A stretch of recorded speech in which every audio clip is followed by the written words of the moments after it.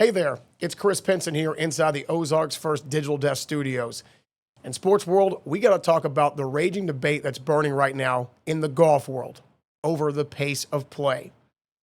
As we all know, if you go out and play golf, it's a leisurely paced sport, right? It's not a game like basketball or hockey, where you're trying to go up and down as fast as you can. How quickly can you get through 18 holes? It's never been that way. It's a leisurely paced game that allows you and your friends to play 18 holes of golf on a beautiful day in a relatively decent amount of time, right? 3.5 to 4 hours is pretty much the sweet spot for where 4 people playing in golf carts should be able to play from start to finish an entire round of golf. But there's a big debate right now because some people believe that golf is too quick, that because of the distance people can now hit the golf ball, that golf is becoming a rushed sport, or some feel like they are being rushed instead of getting to enjoy their Sunday game with their friends, or just to go out on their own and, try things out on the golf course. And I get that. I really do. Because if you are an older group and you got young guys behind you, there's probably a good chance they're going to be waiting on every shot, mainly because they do hit the ball so much further. They're the ones that can get to those par 5s and 2. They can bomb the ball down the fairway, and that kind of plays into you because you don't hit the ball as far. However, I don't care if you're a good golfer. I don't care if you're a terrible golfer. The rule of thumb has always been, good or bad, never play slowly. What's that mean? That means be ready when it's your turn. All too often, what do we see?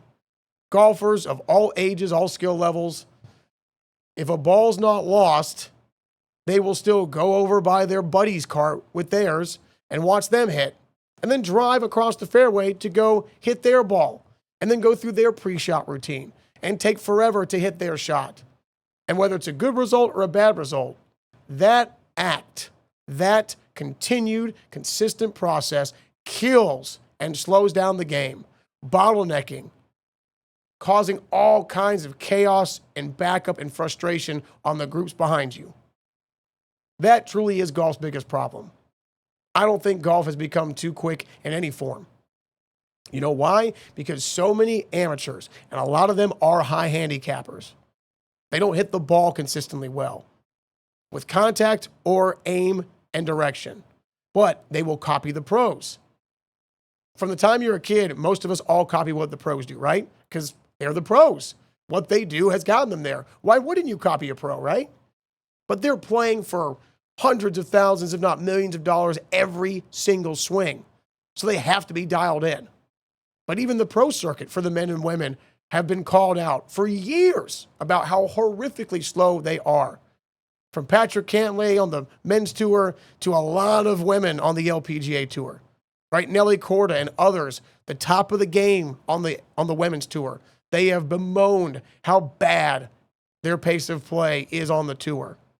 And they're walking, but they still say it should not take us as walkers 5+ hours to finish a round of 18 holes of golf under tournament money on the line conditions. So for amateurs out there that complain how fast the game is becoming or too fast it's becoming, think about this. In the summer of 2012, I was a senior at the University of Central Florida. I got to intern at the Golf Channel when it was headquartered in Orlando, Florida. And I got to intern on their morning show, The Morning Drive. And we had the great Butch Harmon come on. And, of course, Butch's resume is littered with everything, right? Multi-time major championship coach. He was Tiger Woods' coach when Tiger won the U.S. Open by 15 shots in 2000 at Pebble Beach, okay? Knows a thing or two about the game. And he was asked right there by Gary Williams, the host, Butch, what's one of the biggest issues with amateur players, high handicappers? And aside from them not taking enough club to reach a hole, right? They often underclub themselves and land short of their target. The number one issue, he said, is their pace of play. All right, let's say a guy's got a shot somewhere between 140 and 150 yards, he said. That guy will do what? Walk back to the marker to walk off exactly how far it is. And then bend over, pick up the grass, throw it in the air to see which way the wind's blowing. And he'll go through all the calculations in his head. Kind of into me. Should I bear down and hit this hard 6-iron or just try to hit a smooth 5? Right? All these different things rattling around in their brain. And then what do? After going through all those calculations, they stand over the ball. And they probably don't take a short amount of time, right? They take a long amount of time because now they've got all these computations in their head. Plus, they're battling the different swing thoughts they're now trying to consume in one take. They can't just commit to one shot and hit. They're taking forever. And then they finally pull the trigger, and what happens? What's the result? Terrible shot. A shank or a chunk or a blade or something other than the desired result. A great piercing ball flight towards the target.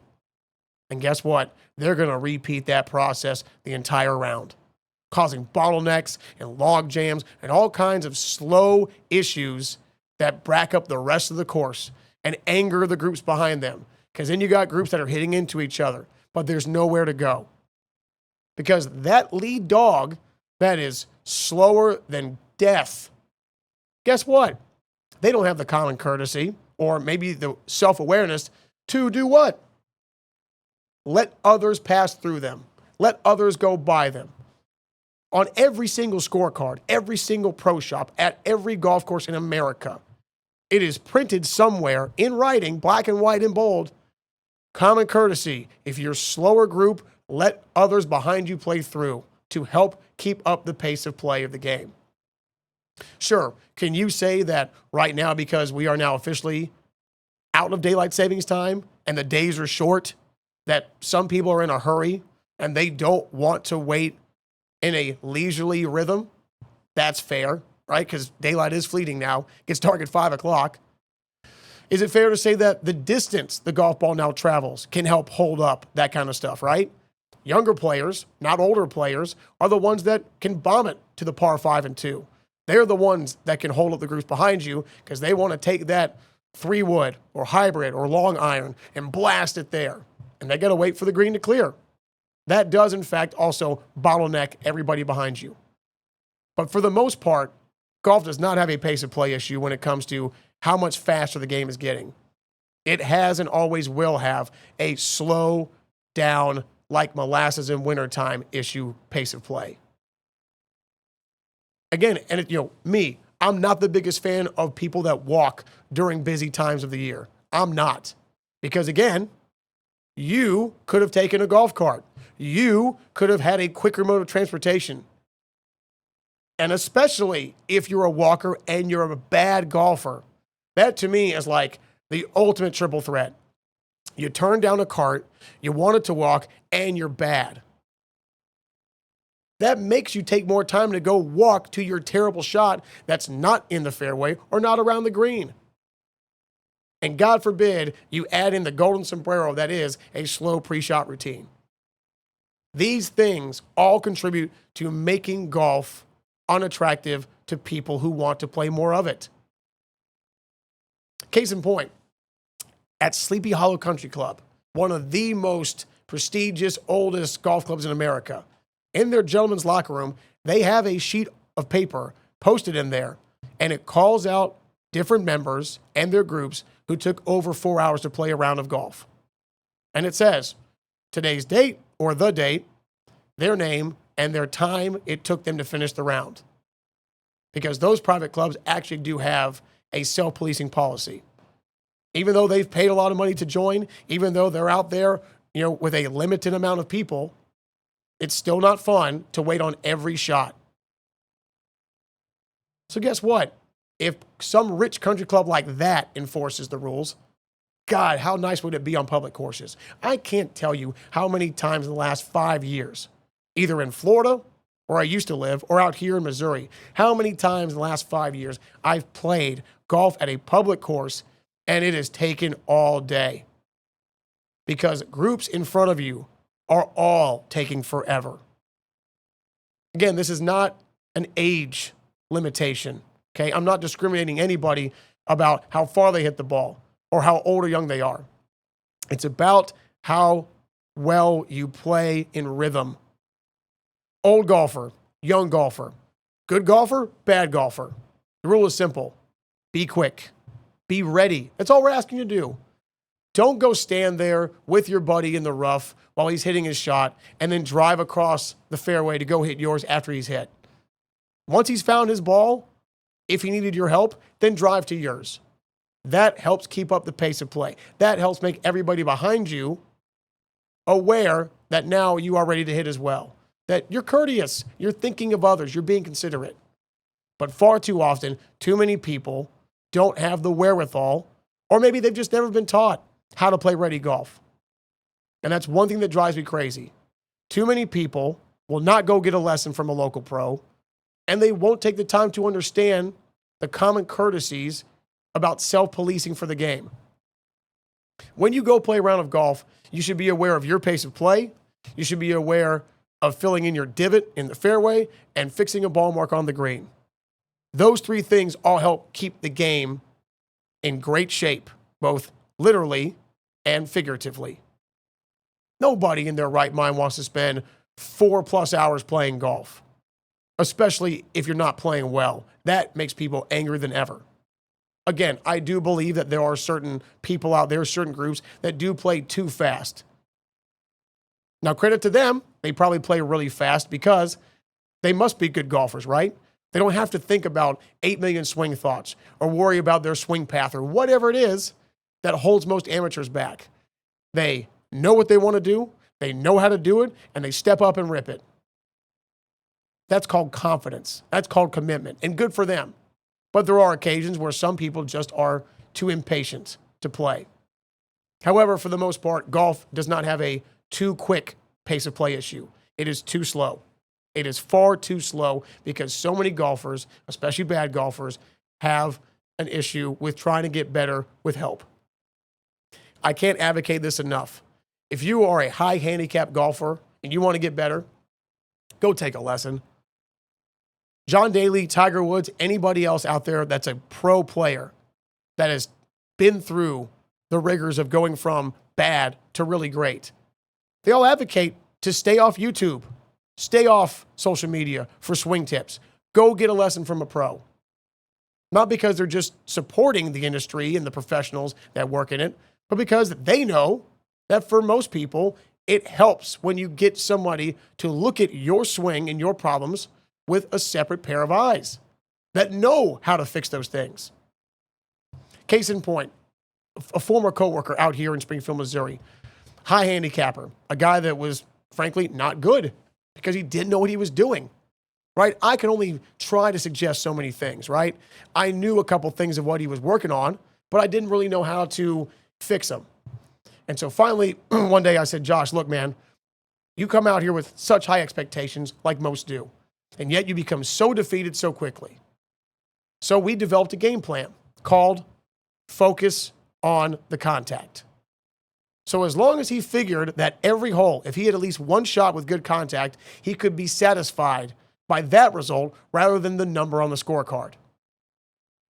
But eventually over time, he goes, okay, look, dude, I'm still getting frustrated because I want to put more shots together with quality contact, like anybody should. But I don't want to pay the money to go get a lesson. I said, Josh, let me ask you something. Do you not want to do it because of the cost or because you want the satisfaction of solving your problem on your own? And he goes, a little bit of both. I said, okay.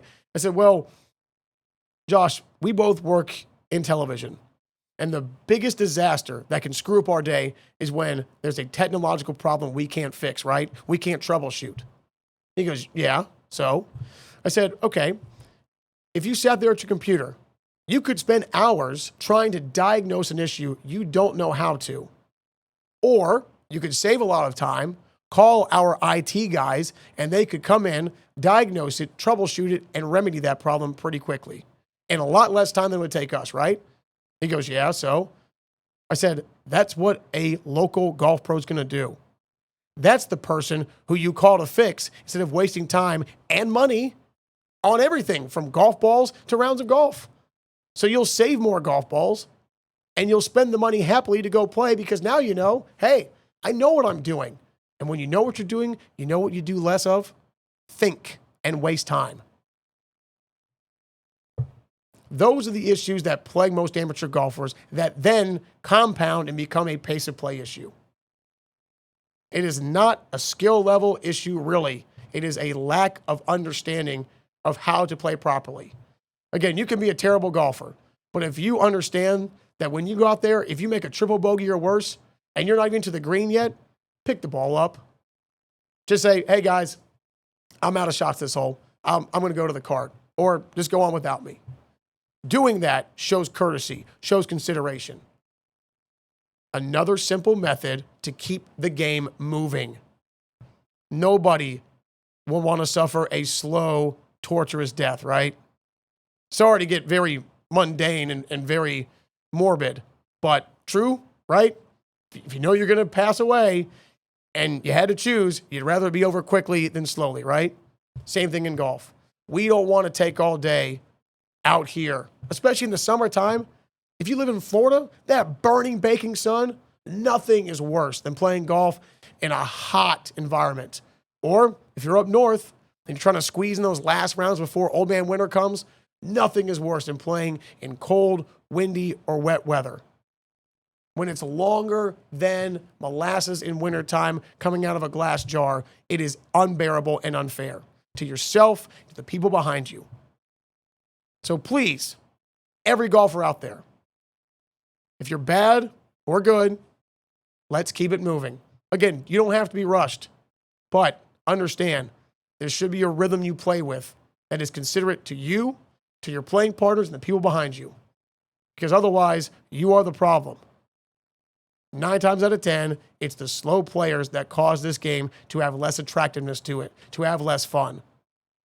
And believe me, if you improve your pace of play, you will have more fun because you won't spend so much time dwelling on the negative of the shot you just hit or the future shots to come. Please, like Blockbuster used to say, please be kind and rewind. In this case, please be kind, be considerate. Slow is not good. Enjoy the round, but at least have some decency, and let's keep it moving, boys.